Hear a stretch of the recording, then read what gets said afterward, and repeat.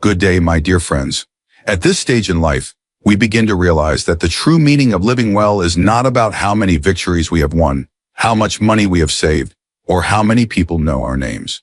Instead, it is about the quality of our peace, the authenticity of our relationships, and the quiet joy that fills our days. Pause for a moment and ask yourself, what truly fills your heart at this age? Is it the trophies of youth or the calm of knowing you've lived authentically? Studies conducted by Harvard over 80 years in their study of adult development have proven one timeless truth. The key to a long, healthy, and fulfilling life is not wealth or fame, but the strength and quality of our relationships. Yet, as we grow older, it becomes painfully clear that not everyone, not even family, deserves a seat at our table.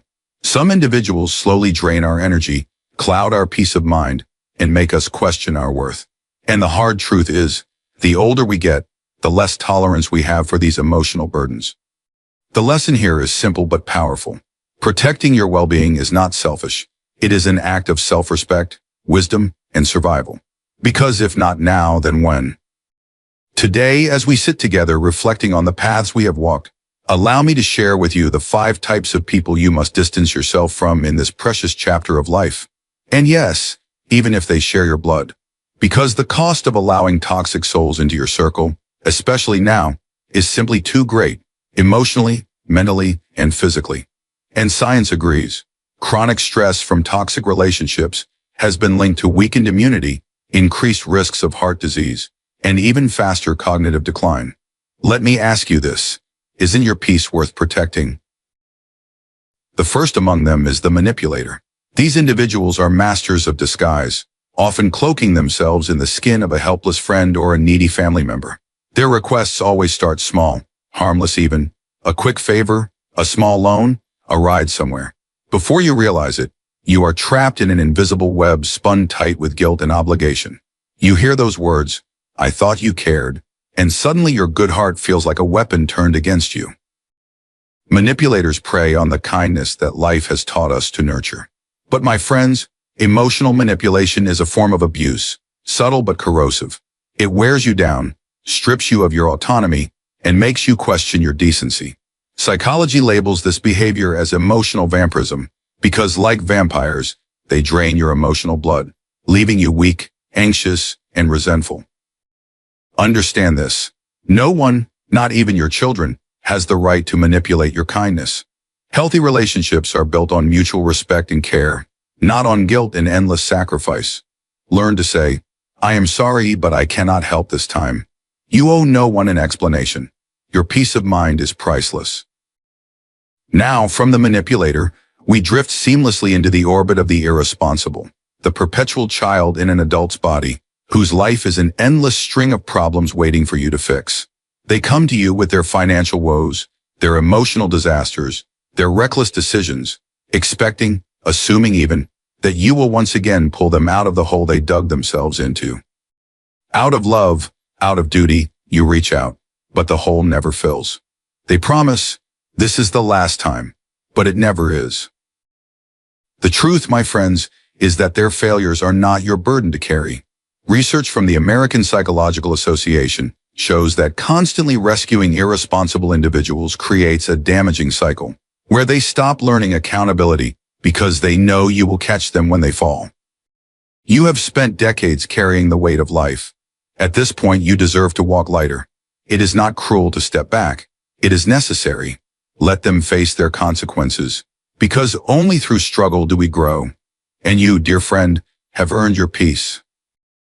And then there is the ungrateful, perhaps the most painful of them all. You give your heart, your time, your wisdom, only to be met with cold indifference or, worse, silent expectation. Maybe it is the child who shrugs off your efforts, or the friend who only calls when they need something, never once uttering the words "thank you." Gratitude is a fundamental human decency, and yet some people treat your sacrifices as entitlements. Studies have shown that practicing gratitude improves mental health, lowers depression, and even strengthens the heart. But when you surround yourself with the ungrateful, the opposite happens. You begin to feel invisible. Your acts of love turn bitter. Your heart grows heavy. Hear me when I say this. Their lack of gratitude reflects their character, not your worth. Pull away. Invest your precious time where it is valued and returned. Life is too short to pour into cups that are forever empty. Slowly but surely, as we journey together, we encounter the self-absorbed, those who see every conversation as a stage for their own stories, every encounter as an opportunity to speak, never to listen. They may not intend harm, but their world has no room for you.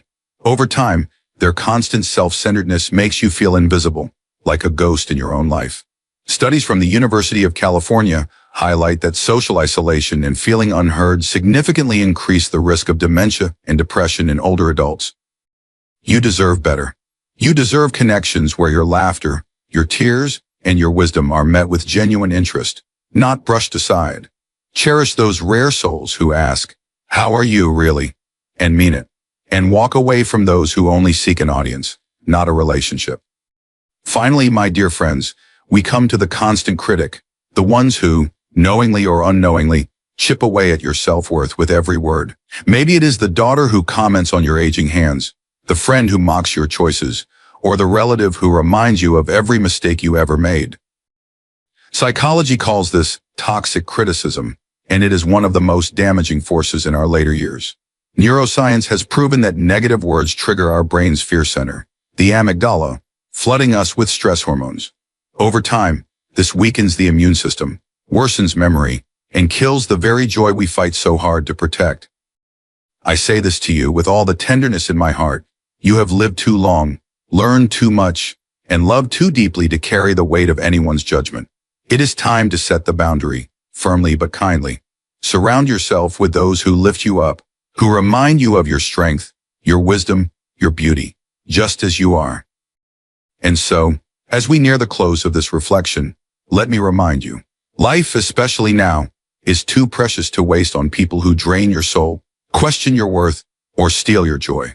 Manipulators, the irresponsible, the ungrateful, the self-absorbed, and the constant critics. None of them belong in this peaceful, beautiful chapter you are writing now. Letting go is not bitterness. It is wisdom. It is an act of love for yourself. Choose relationships that honor your journey, that respect the path you have walked, and that celebrate the wisdom carved into your very bones.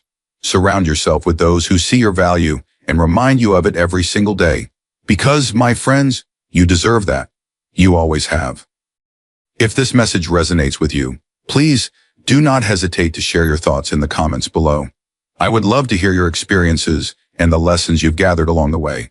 Together, let us build a space where respect, peace, and wisdom are treasured above all else.